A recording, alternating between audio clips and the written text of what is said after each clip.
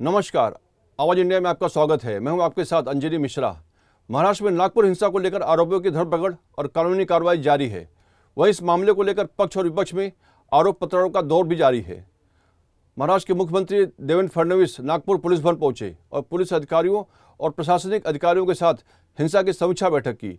नागपुर के police commissioner सहित तमाम पुलिस अधिकारी, नागपुर के कलेक्टर और महानगर पालिका के कमिश्नर सहित सभी इस बैठक में मौजूद थे।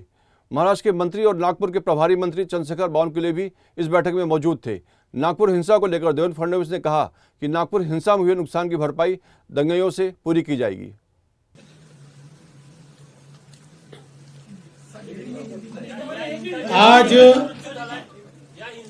आज जो नागपुर में दंगाइयों ने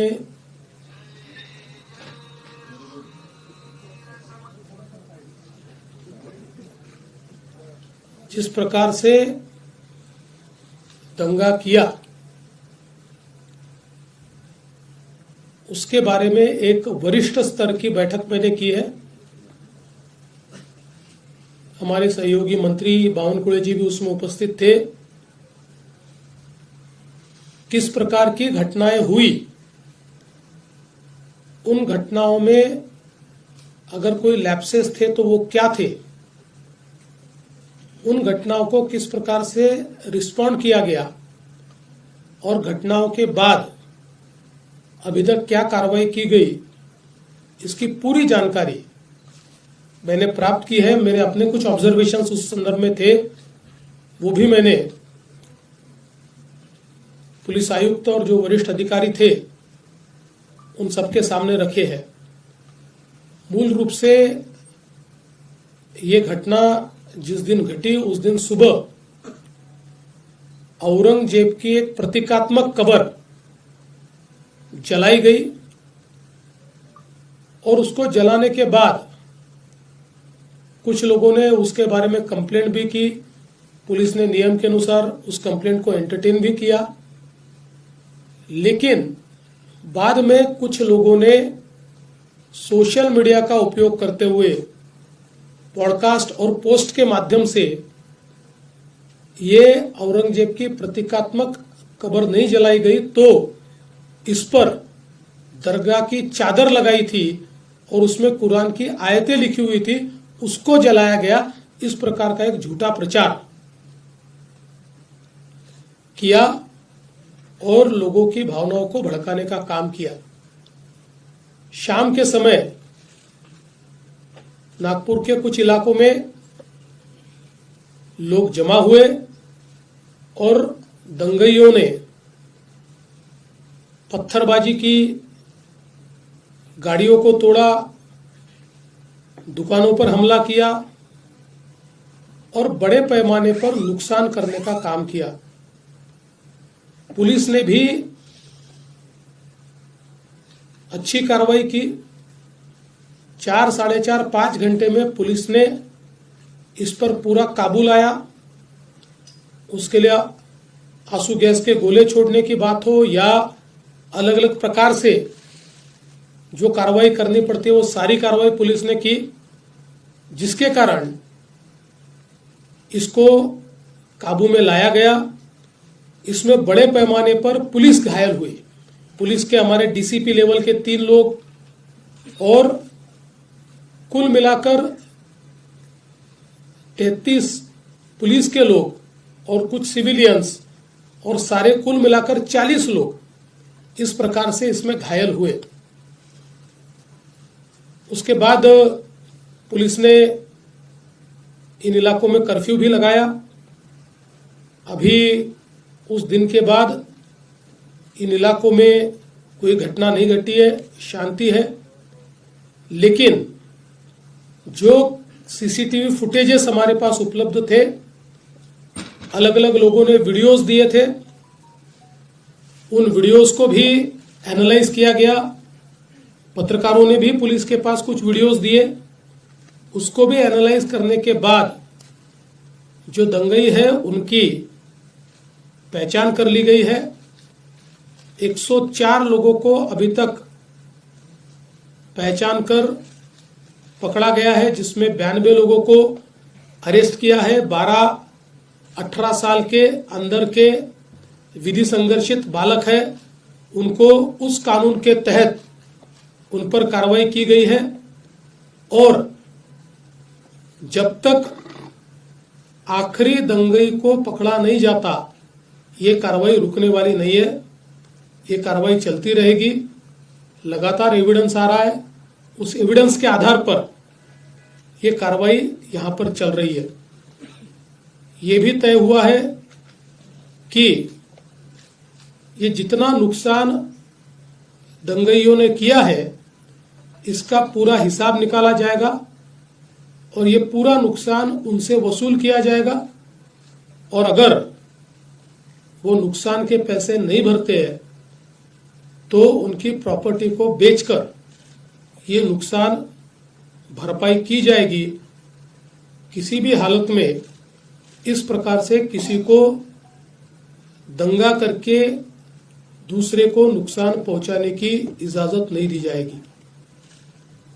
जिनकी गाड़ियों का नुकसान हुआ है, सरकार उनको मदद करने वाली है। जो भी हमारे नियम है, उन नियमों में बैठाकर हम लोग निश्चित रूप से उनको मदद करेंगे। अगले 7 दिनों में ये मदद करने की हमारी कोशिश होगी। और साथ साथ जिन लोगों ने सोशल मीडिया का उपयोग करते हुए इस प्रकार के पोस्ट किए, जिसके कारण दंगे भड़के या दंगे भड़कने में या लोगों को भड़काने में जिनकी पोस्ट ने काम किया है, ऐसे लोगों को भी हम लोग सह आरोपी बनाएंगे, को एक्यूज बनाएंगे और उनको भी दंगे का आरोपी माना जाएगा।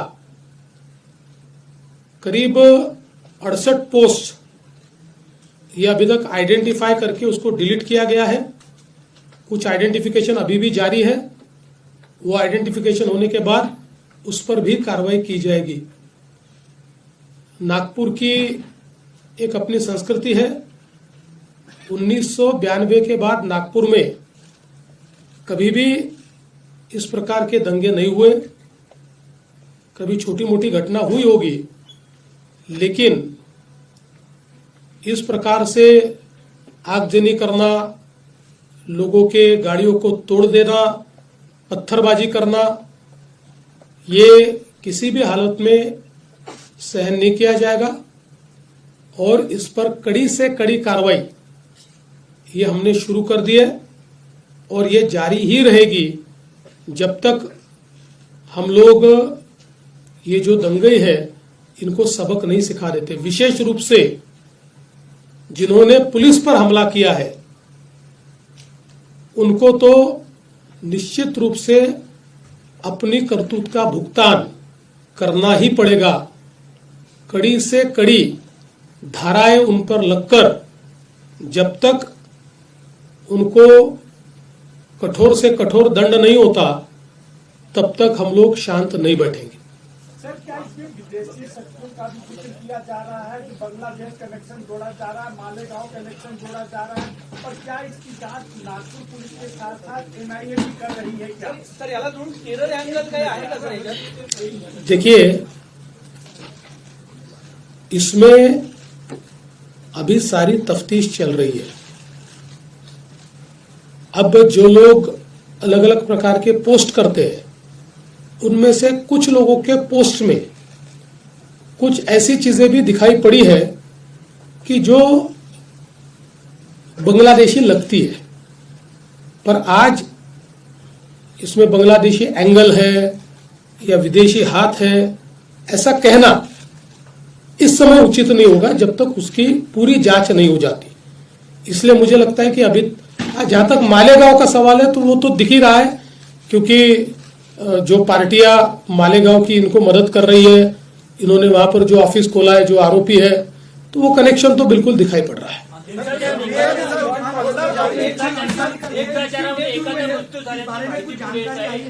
देखिए, अभी इसके बारे में आधिकारिक रूप से डॉक्टर उसकी घोषणा करेंगे। उसके बाद ही उस पर बोलना ठीक होगा। दंगा होने के बाद यूपी में जैसे बुलडोजर कार्रवाई होती है तो नागपुर में भी वो दंगाई को अभी जब पूरी जो मामला स्पष्ट है सामने, तो क्या नागपुर में भी बालदरपुरा एरिया में बुलडोजर कार्रवाई होगी क्या? देखिए, महाराष्ट्र में हम लोग अपने तरीके से कार्रवाई करते हैं। जहां बुलडोजर चलाने की आवश्यकता होगी वहां चलेगा, जहां गलत काम होगा उसको रौंदा जाएगा, किसी को बख्शा नहीं जाएगा।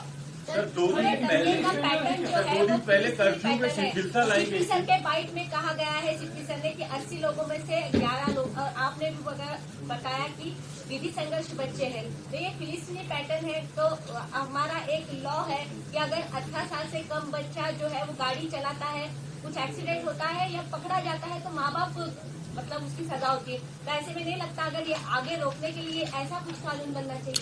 देखिए, अभी इसकी जांच होगी और मैंने जैसे बताया कि हमारे पास अवेलेबल जितने कड़े से कड़े कानून हैं उन कानूनों के तहत हम लोग इसमें कार्रवाई करेंगे। 2012 में जब मुंबई में वायलेंस हुआ था, 2012 में महिला कांस्टेबल्स के साथ काफी अभद्रता की गई थी, इसमें भी वैसा ही है, एक सिमिलर पैटर्न लग रहा है।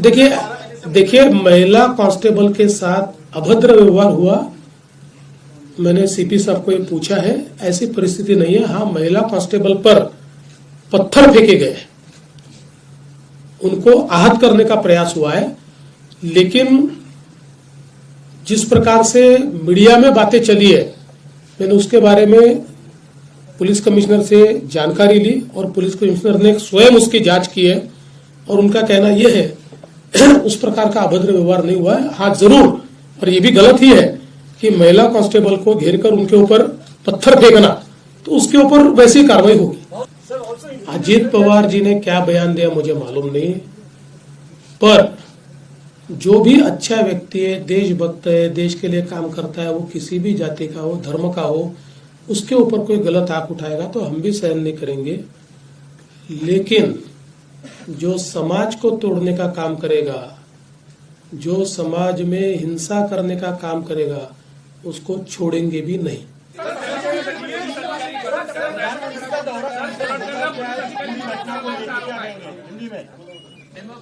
प्रधानमंत्री जी का दौरा जिस प्रकार से तय हुआ है उसी प्रकार से होगा। आप सब लोग जानते हैं नागपुर में शांति है। 80% नागपुर के इलाके में तो इस दंगे का कोई असर भी नहीं था, 1 मिनट के लिए भी नहीं था। ये कुछ एरिया है जिस एरिया में ये एक प्रकार से कॉन्सेंट्रेटेड था और वहां पर भी अभी शांति है, इसलिए कोई प्रधानमंत्री जी के दौरे पर इसका असर नहीं है। वो दौरा जैसे प्रस्तावित है वैसे ही होगा।